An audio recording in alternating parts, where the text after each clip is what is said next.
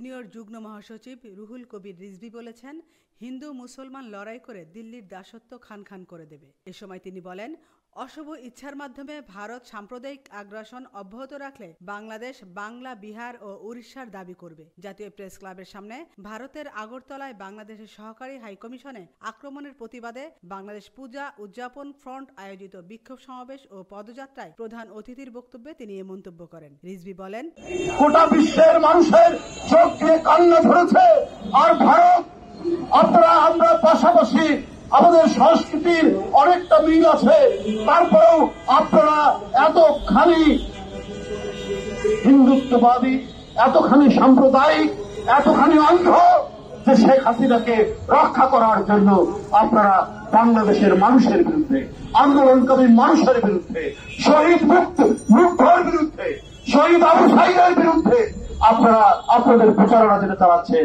আমাদের এই শহীদদের বিরুদ্ধে সেটা চায়। গণতন্ত্রের জন্য আমাদের মহান আত্মত্যাগ, সেই মহান আত্মত্যাগকে আপনারা ভুলন্ঠিত করার চেষ্টা করছেন, তাতে কোনো লাভ হবে না। আপনারা যদি মনে করেন এই করে আপনাদের আগ্রাসন সুসম্পন্ন করবেন, আমরা আমাদের স্বাধীনতা সার্বভৌমত্ব বিশ্বাস করে রক্ষা করার জন্য অঙ্গীকারবদ্ধ। আমরা প্রত্যেকটা দেশের স্বাধীনতায় মর্যাদা দেই। ভারত সহ যত ক্ষুদ্র রাষ্ট্র বড় রাষ্ট্র আছে প্রত্যেকেরই স্বাধীনতা সার্বভৌমত্বে আমরা মর্যাদা দেই।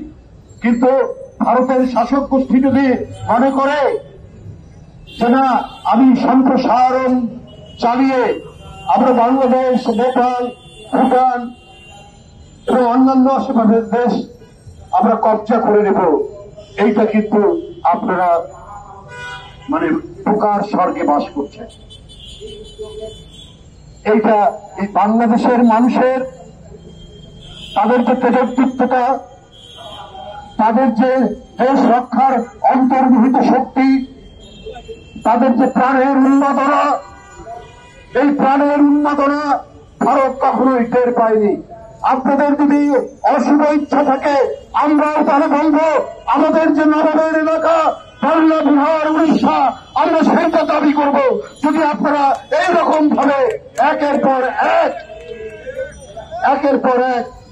বাংলাদেশের বিরুদ্ধে আগ্রাসী ভূমিকা পালন করে। বিজেপি সরকার গোড়া হিন্দুত্ববাদকে পুঁজি করে ক্ষমতায় এসেছে, এদের আর কোনো পুঁজি নেই। সুতরাং ক্ষমতায় থাকতে হলে হিংসা এবং ঘৃণা ছাড়তে হবে। তিনি বলেন, সিরাজউদ্দৌলা মোহনলাল দেশের মুক্তির জন্য, দেশ রক্ষার জন্য একসাথে লড়াই করেছে। ঠিক এমন ভাবে আমরা হিন্দু মুসলমান একসঙ্গে লড়াই করব, দিল্লির দাসত্বকে খান খান করে দিব।